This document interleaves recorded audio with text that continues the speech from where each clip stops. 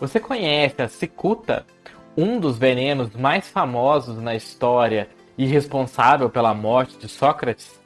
Vamos conversar neste vídeo mais sobre essa potente substância de uma plantinha chamada cicuta, que se parece muito com uma inocente salsinha, uma inocente salsa, né? Mas que é extremamente letal. Eu sou o Jordan e este é o canal Eterna Busca, sejam muito bem-vindos. E se você gosta de saber várias curiosidades da biologia relacionadas às plantas, relacionadas a como as plantas influenciaram a história, comportamento humano e animal, inscreva aqui se ainda não for inscrito para receber muitos conteúdos que saem aqui no nosso canal toda segunda e sexta-feira.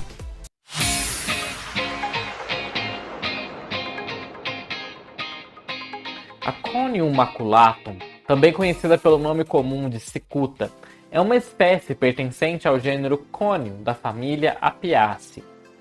A planta é conhecida por dela se extrair a cicuta, uma potente mistura de alcaloides, que nós já falamos de alcaloides várias vezes aqui no canal. Eu vou deixar linkados os vídeos aqui para vocês conferirem sobre a mandrágora, o unguento das bruxas, o veneno dos berserkers, o veneno dos zumbis, sobre os berserkers. E desses alcaloides, são essas substâncias que as plantas usam para se proteger, que estão presentes na cicuta, uma das mais potentes é a cicutina, utilizada na Europa desde a Antiguidade Clássica como um veneno.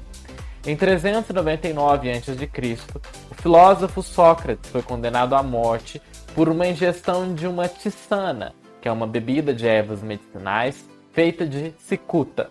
A espécie tem distribuição natural na Europa e no Oriente Médio, ela é nativa daquelas regiões, né? Mas encontra-se naturalizada, é comum de se encontrar essa planta na América do Norte, em algumas regiões da Argentina. Prefere ambientes nitrófilos, ou seja, solos ricos em nitrogênio, úmidos e sombreados, como as margens de cursos de água, periferias de campos e clareiras em bosques abertos. Apresenta o que é chamado de comportamento ruderal, que é crescer espontaneamente ao redor das habitações humanas, em terrenos baldios, entre detritos, sendo frequentemente encontrada crescendo em campos abandonados e depósitos de entulho. A cicuta tem sido utilizada em algumas medicinas tradicionais pelas suas propriedades antiespasmódicas. Um antiespasmódico é uma droga que suprime a contração do tecido muscular liso, como os tecidos presentes no estômago, no intestino, no útero ou na bexiga. E ela também foi usada como um sedante para acalmar dores persistentes e intratáveis, como as produzidas por algumas formas de cancro e por neuralgias, que são as dores associadas aos nervos que são extremamente dolorosas. Na Antiguidade Clássica, os médicos árabes e gregos utilizavam a cicuta no tratamento de diversas patologias, entre as quais a artrite. Contudo, nem sempre era eficaz usar a cicuta, e os riscos eram muito grandes, pois a diferença entre uma dose que é terapêutica e uma dose tóxica, uma dose letal, é muito pequena.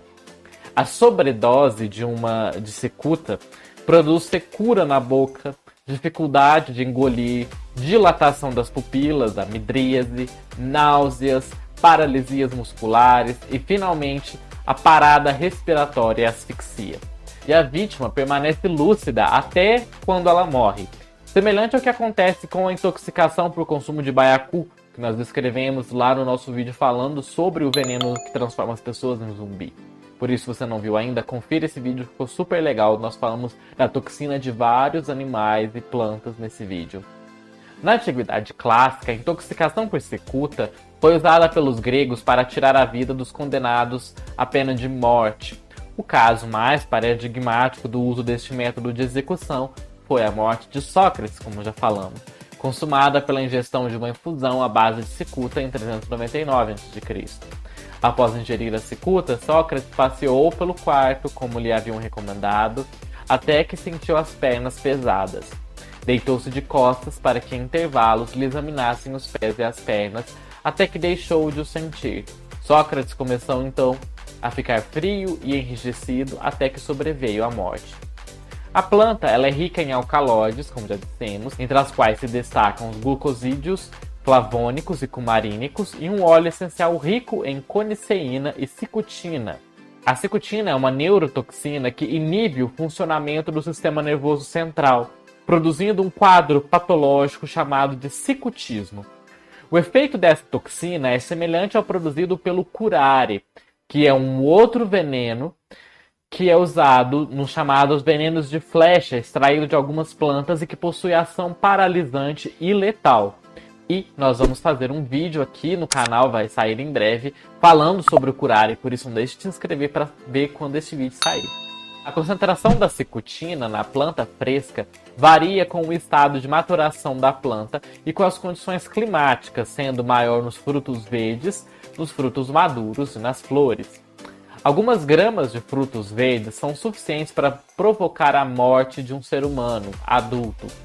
Os ruminantes e as aves parecem ser bastante resistentes. Os cavalos e os burros são pouco sensíveis, mas é um veneno violento para os bovinos, os coelhos e os carnívoros. Nos humanos, a ingestão provoca em 1 hora transtornos digestivos, especialmente quando a raiz da planta é ingerida, vertigens e cefaleias, parestesias, que é aquela sensação de formigamento no corpo, queda da temperatura corporal, redução da força muscular e, finalmente, uma paralisia ascendente do corpo. A morte pode sobrevir devido à insuficiência renal provocada por violentas convulsões e pela consequente destruição muscular ou devido às alterações do ritmo respiratório, que inicialmente é acelerado e depois deprimido, né? Diminui-se muito, o que produz a morte por asfixia, como já falamos antes. Podem ocorrer intoxicações por ingestão acidental da planta, dadas suas semelhanças com a salsa, um funcho, um aipo e algumas outras apiáceas, também que são todas utilizadas como alimento ou como condimento. E se você usar uma cicuta como tempero, você vai ter sérias consequências.